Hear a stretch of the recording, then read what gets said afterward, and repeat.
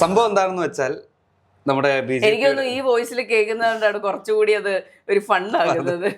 അല്ല, ആ വോയിസ് മാത്രമല്ല, ഈ ഒരു ഏത് പാർട്ടിയാണ് ഏത് വിഷയത്തിന്റെ പേരിലാണ് സമരം നടത്തുന്നത് അതും തികച്ചും ഒരു ഐറണി എന്ന് വേണമെങ്കിൽ പറയാം അല്ലെ. അതായത് നമ്മുടെ സംസ്ഥാനത്ത് ഇപ്പോൾ ഏറ്റവും കൂടുതൽ ചർച്ചയായിക്കൊണ്ടിരിക്കുന്ന വിഷയമാണ് PSCയിലെ ചോദ്യ പേപ്പർ ഇഷ്യൂ, അതായത് അല്ലെങ്കിൽ അനധികൃത നിയമനങ്ങളുടെ അപാകത. ഈ ഒരു അപാകതകൾക്കെതിരെ യൂത്ത് കോൺഗ്രസോ അല്ലെങ്കിൽ കോൺഗ്രസോ മറ്റ് സംഘടനകളോ എല്ലാവരും സമരങ്ങളോ അല്ലെങ്കിൽ പ്രതിഷേധങ്ങളോ ആയിട്ട് തെരുവിലിറങ്ങിയിട്ടുണ്ട്. തെരുവിലിറങ്ങാത്ത ഒന്നോ രണ്ടോ പാർട്ടി ഏതൊക്കെയാണെന്ന് നമുക്കറിയാം. അതിൻ്റെ കൂടെ മറ്റൊരു മുറയായിട്ടാണ് ഈ ഒരു യുവമോർച്ച എന്ന പാർട്ടി ഒരു ഓഫീസിലെത്തി ഈ ഒരു ഉദ്യോഗസ്ഥനെ ഖരാവോ ചെയ്യുന്നത്. ഇത് കണ്ടിട്ട് മേയക്ക് എന്താണ് തോന്നുന്നത്?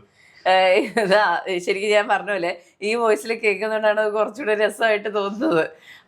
വീഡിയോ ഞാനിങ്ങനെ കാണുമ്പോൾ എൻ്റെ സ്വാഭാവികമായിട്ട് എല്ലാവരുടെയും ശീലമാണെന്ന് ഞാൻ വിശ്വസിക്കുന്നു. വീഡിയോ കാണുമ്പോൾ ഇങ്ങനെ കമന്റ് ബോക്സ് വായിക്കുക. ഇപ്പോൾ വീഡിയോ കണ്ടുകൊണ്ടിരിക്കുമ്പോൾ കമന്റ് ബോക്സ് വായിക്കുമ്പോൾ അതിനകത്തുണ്ട് ആരും സ്കിപ്പ് ചെയ്യല്ലേ, മുഴുവൻ കാണുന്ന ചേച്ചിയുടെ ചോദ്യച്ചോപ്പർ പ്രാപ്രോ. അങ്ങനെയാണ് ഞാൻ ആ വീഡിയോ മുഴുവൻ കാണുന്നത്. സംഭവം എനിക്ക് ഈ പറയുന്ന പോലെ ഇതിനകത്തിരിക്കുന്ന എല്ലാ പ്രവർത്തകരെയും ഒന്നും അറിയില്ല. എനിക്കതിൽ ആ പെൺകുട്ടിയെ മാത്രമേ അറിയുള്ളൂ. പല പരാമർശങ്ങളും നടത്തി എയറിലും ബഹിരാകാശത്തൊക്കെ പോയി ശീലമുള്ള എക്സ്പീരിയൻസ് ഉള്ള ആളാണ്. അപ്പോൾ ഇവർക്ക് ഇത് പറയാൻ എന്ത് അവകാശമാണ് ഉള്ളതെന്ന് എനിക്ക് മനസ്സിലാകുന്നില്ല. ഇപ്പോൾ നീറ്റ് ചോദ്യപേപ്പർ ചോർച്ചയുമായി ബന്ധപ്പെട്ട് ഇന്ത്യ ഒട്ടാകെ പ്രതിഷേധം നടന്നിട്ടുണ്ട്. കേരളത്തിലും അങ്ങ് ഡൽഹിയിലും അതുപോലെ തന്നെ എല്ലാ സംസ്ഥാനങ്ങളിലും പ്രതിഷേധം നടന്നിട്ടുണ്ട്.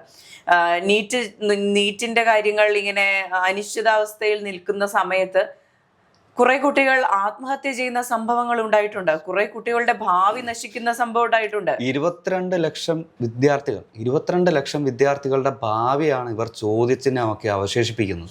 അതെ, അപ്പോൾ അന്നൊന്നും പുറത്തു വരാത്ത ഇവർ എങ്ങനെയാണ് ഇപ്പോൾ ഇതുമായി ഈ പ്രതിഷേധവുമായി മുന്നോട്ട് വരുന്നതെന്ന് എനിക്ക് മനസ്സിലാവുന്നില്ല.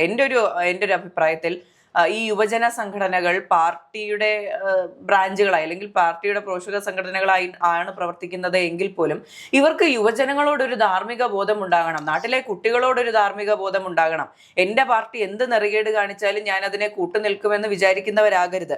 ഇപ്പോൾ അദീന ഭാരതിയുടെ നേതൃത്വത്തിൽ ഈ പറഞ്ഞ യുവമോർച്ച പ്രതിഷേധം നടത്തിയത് നല്ല കാര്യമാണ്. ഇതുപോലെ എല്ലാ കാര്യത്തിനും പ്രതിഷേധം നടത്തണം. ഇപ്പോൾ PSC നിയമനങ്ങൾ എന്ന് പറയുന്നത് എല്ലാവരെയും ബുദ്ധിമുട്ടിക്കുന്ന കാര്യമാണ്.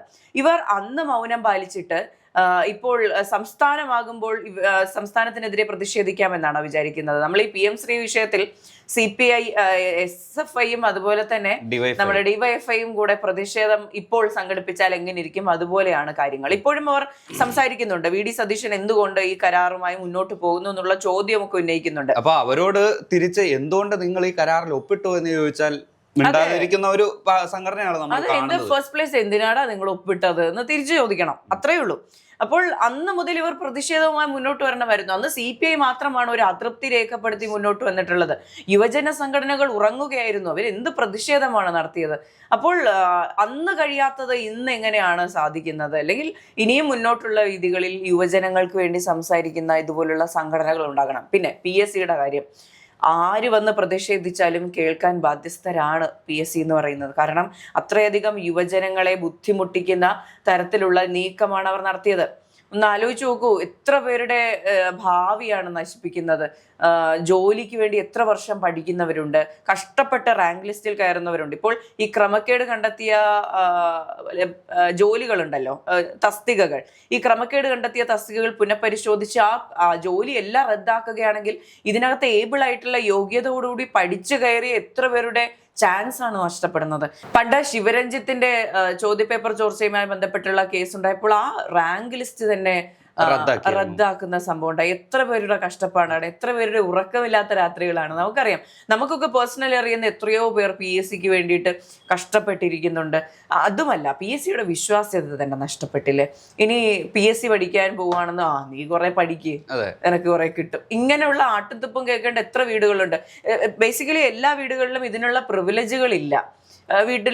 വീട്ടുകാരെന്ത് പറയും, വല്ല പ്രൈവറ്റ് ജോലിക്കുമ്പോൾ 10,000 രൂപയെങ്കിൽ 10,000 രൂപ അത്രയും വരുമല്ലോ എന്ന് പറയുന്ന വീട്ടുകാരുണ്ട്. അപ്പോൾ അവിടെ ഫൈറ്റ് ചെയ്ത് എനിക്കിത് കിട്ടും എന്ന് പറഞ്ഞ് കഷ്ടപ്പെട്ട് പഠിക്കുന്ന കുട്ടികളുടെ വയറ്റത്തടിക്കുന്ന രീതിയാണിത്.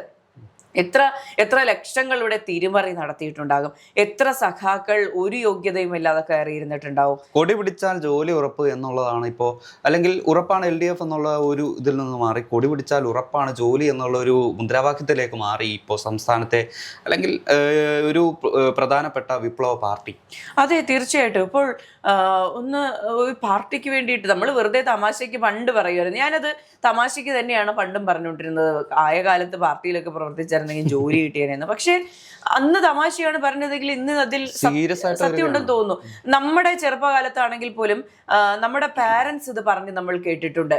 അപ്പോൾ എനിക്ക് തോന്നുന്നു പണ്ട് മുതലേ ഇത് വളരെ എവിഡന്റ് ആയിട്ടുള്ള എല്ലാവർക്കും അറിയുന്ന കാര്യമാണ്, പാർട്ടിയിൽ പ്രവർത്തിച്ചാൽ സുഖമായി ജോലി കിട്ടും എന്നുള്ള കാര്യം.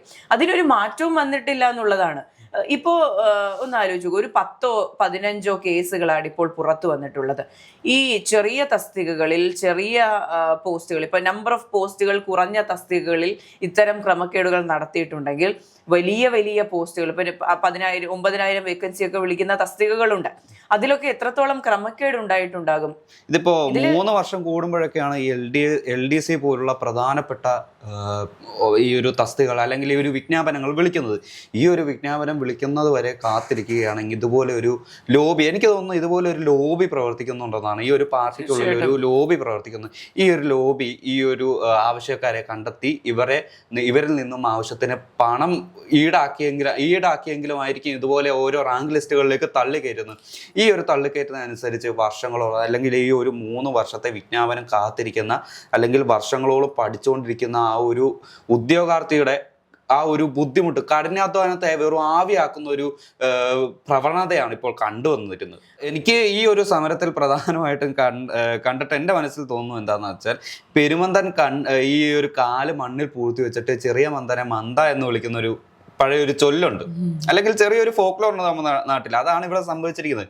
അതായത് 22 ലക്ഷം വിദ്യാർത്ഥികളുടെ ഒരു ഭാവി വെറും ആവിയാക്കി കളഞ്ഞ ഈ ഒരു നീറ്റ് ചോർച്ച അല്ലെങ്കിൽ നീറ്റ് സ്കാമിനെതിരെ ഒരു അക്ഷരം പോലും സംസാരിച്ചിരുന്നില്ല ഈ ഒരു യുവമോർച്ച. അല്ലെങ്കിൽ ഈ ഒരു എനിക്ക് തോന്നുന്നു ചില യുവജന സംഘടനകൾ ഈ ഒരു പ്രതിഷേധിക്കാനുള്ള ഈ ഒരു കാര്യങ്ങളുണ്ടല്ലോ, പ്രതിഷേധങ്ങളുണ്ടോ അല്ലെ, സെലക്റ്റീവായിട്ട് തിരഞ്ഞെടുത്താണ് ഈ പ്രതിഷേധങ്ങൾ നടത്തുന്നത്. ഇതിനോടാണ് സമൂഹത്തിനും അല്ലെങ്കിൽ നമ്മളിപ്പോഴുള്ള സാധാരണക്കാർക്കും അല്ലെങ്കിൽ മറ്റുള്ളവർക്കും ഈ ഒരു എതിർപ്പ് വരുന്നത്. അതെ, ഇതിപ്പോൾ യുവജന സംഘടനകളുടെ മോട്ടോ എന്തായിരിക്കണമോ അതല്ല ഇവർ ചെയ്യുന്നത്. ഇപ്പോൾ യൂത്ത് കോൺഗ്രസ് ആണെങ്കിലും KSU ആണെങ്കിൽ പോലും MSF ഒക്കെ ആണെങ്കിൽ പോലും സർക്കാരുമായി ബന്ധപ്പെട്ട് നിങ്ങൾക്ക് താല്പര്യമില്ലാത്ത കാര്യങ്ങൾ ചെയ്യുന്നു അല്ലെങ്കിൽ യുവജനക്ഷേമത്തിനെതിരെ പ്രവർത്തിക്കുന്നു എന്ന് തോന്നിയാൽ പ്രതിഷേധവുമായി റോഡിലിറങ്ങണം. MSF പ്രതിഷേധം രേഖപ്പെടുത്തിയിട്ടുണ്ട് സർക്കാരിന്റെ കാര്യത്തിൽ തന്നെ. അതെ, തീർച്ചയായിട്ടും അത് ഉറപ്പായിട്ടും ഉണ്ടാകണം. അങ്ങനെയെങ്കിൽ മാത്രമേ യുവജനങ്ങൾക്ക് നിങ്ങളിൽ ഒരു വിശ്വാസ്യത ഉണ്ടാവുള്ളൂ. വെറുതെ പാട്ട് കേട്ട് കുറെ DJ നൈറ്റ് സംഘടിപ്പിച്ച് ഒരു ഫെസ്റ്റ് ഒക്കെ സംഘടിപ്പിച്ച് കലാലയങ്ങളിൽ ആളെ കൂട്ടാൻ പറ്റും. പക്ഷെ അവർക്ക് വേണ്ടി സംസാരിച്ച് അവരുടെ ഈ പറഞ്ഞ ബേസിക് ആയിട്ടുള്ള കാര്യങ്ങളിലൊക്കെ ഇടപെട്ടാൽ മാത്രമേ അവരുടെ മനസ്സിൽ വേര് പിടിക്കാൻ സാധിക്കുകയുള്ളൂ. ഇപ്പൊ ഞാൻ മാർവാനിസ് കോളേജിൽ പഠിച്ചിരുന്ന കാലത്ത് ഫസ്റ്റ് ഇയർ ഞങ്ങൾക്ക് KSRTC ബസ്സുമായിട്ട് ബന്ധപ്പെട്ട് കുറച്ച് പ്രശ്നങ്ങളുണ്ടായിരുന്നു. ഞങ്ങളുടെ അവിടെ സ്റ്റോപ്പ് അനുവദിക്കില്ല എന്ന് പറഞ്ഞ് അന്ന് ഗോകുൽ എന്ന് പറഞ്ഞിട്ട് ഒരു ചേട്ടനായിരുന്നു, ഞങ്ങളുടെ SFI യൂണിയൻ ആയിരുന്നു, ചേട്ടൻ ചെയർമാൻ ആയിരുന്നു.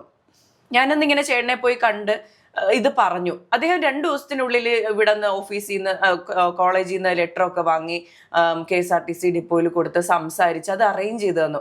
ഇന്നും ഞാനത് മറക്കാത്തത് എൻ്റെ രാഷ്ട്രീയമല്ല, അത് ഞങ്ങൾക്ക് വേണ്ടി, വിദ്യാർത്ഥികൾക്ക് വേണ്ടി അദ്ദേഹം എടുത്ത ആ ഒരു എഫേർട്ടിന്റെ ഇടപെടൽ സമയോചിതമായിട്ടുള്ള ഇടപെടൽ, അതുപോലെ ഇടപെടൽ നടത്തിയിട്ടുള്ള ഒരുപാട് നേതാക്കൾ ഓരോ യുവജന സംഘടനകളിലുണ്ടായിരുന്നു. SFI മാത്രമല്ല ഞാൻ പറയുന്നത്, KSU ആവട്ടെ, ഇനി ABUP ആവട്ടെ, അല്ലെങ്കിൽ ഈ MSF ആവട്ടെ, എല്ലാ പാർട്ടികളിലും ഇതുപോലെ സമയോചിതമായ ഇടപെടൽ നടത്തി വിദ്യാർത്ഥികൾക്കായിട്ട് നിലകൊണ്ടിരുന്ന ഒരു കാലമുണ്ടായിരുന്നു. പക്ഷേ അതല്ലെങ്കിൽ ഈ ഒരു കുറച്ച് കാലമായി നമ്മൾ കണ്ടുവരുന്നത് എന്താണെന്ന് വെച്ചാൽ, ഈ ഒരു മുതിർന്ന പാർട്ടി നേതാക്കൾ അല്ലെങ്കിൽ മുതിർന്ന പാർട്ടി പറയുന്നതനുസരിച്ച് അതേ ചട്ടക്കൂടിനുള്ളിൽ പോയി സ്വന്തം നിലപാട് മറന്ന് അവർക്കൊരു അടിമയായി അല്ലെങ്കിൽ അവർക്ക് പിന്നിൽ ഒരു അടിമയായി അടങ്ങിക്കൂടുന്ന ഒരു യുവത്വത്തിനാണ് നമ്മളിപ്പോൾ കണ്ടുവരുന്നത്.